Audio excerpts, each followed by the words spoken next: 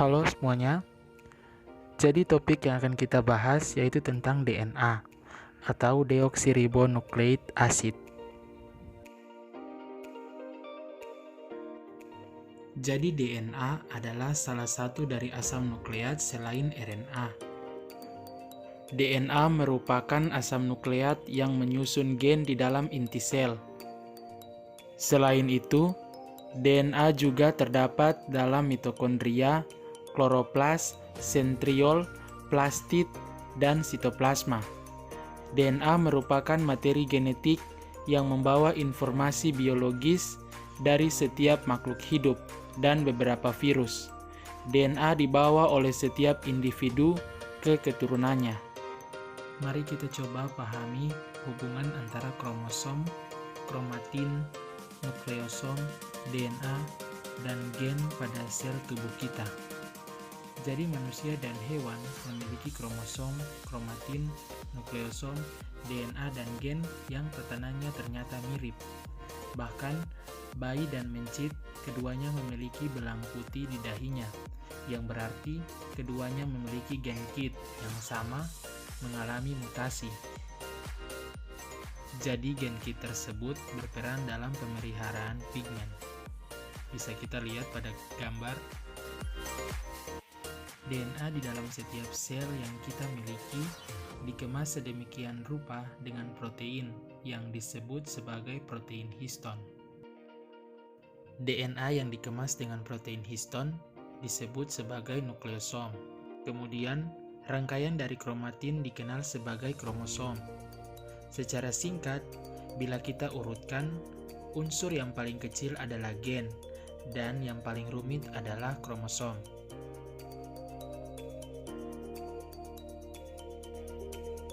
Jadi, kromosom pada sel manusia sebagai wakil dari eukariot terletak di dalam inti sel.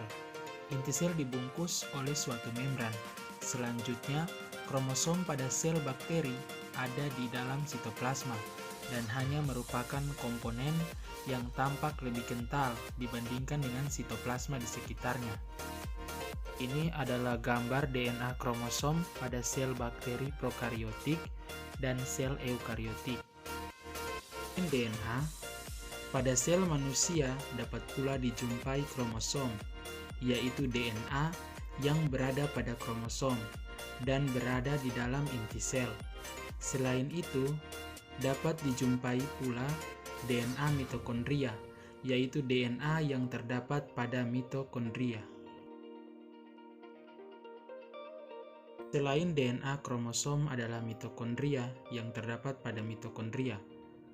DNA mitokondria disebut juga sebagai DNA maternal, karena DNA mitokondria baik pada laki-laki atau perempuan berasal dari ibunya.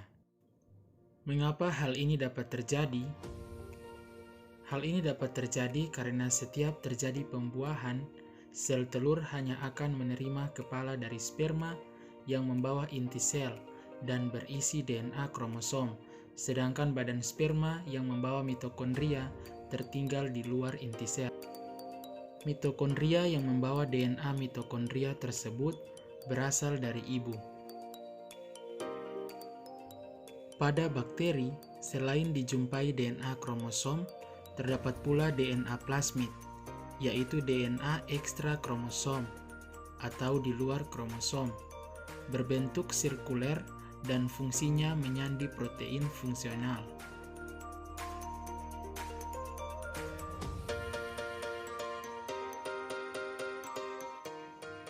Mononukleotida penyusun DNA terdiri dari satu basa nitrogen, yaitu ada adenin, guanin, sitosin, dan timin. Satu gula 2-deoksiribosa dan satu gugus fosfat. Bila dirangkai menjadi polinukleotida DNA, strukturnya double helix atau double strand.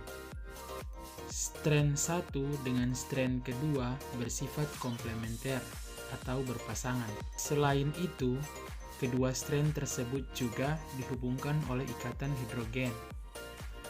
Apabila nukleotida pada strand pertama membawa basa adenin, maka nukleotida tersebut akan berpasangan dengan nukleotida yang membawa basa timin, yang terdapat pada strain kedua. Kemudian antara kedua nukleotida tersebut akan membentuk dua ikatan hidrogen yang menghubungkan antara basa adenin dengan timin. Bila nukleotida strain pertama membawa basa sitosin, maka nukleotida tersebut akan berpasangan dengan nukleotida yang membawa basa guanin yang terdapat pada strain kedua. Kemudian, antara kedua nukleotida tersebut akan terbentuk tiga ikatan hidrogen yang menghubungkan antara basa sitosin dengan guanin.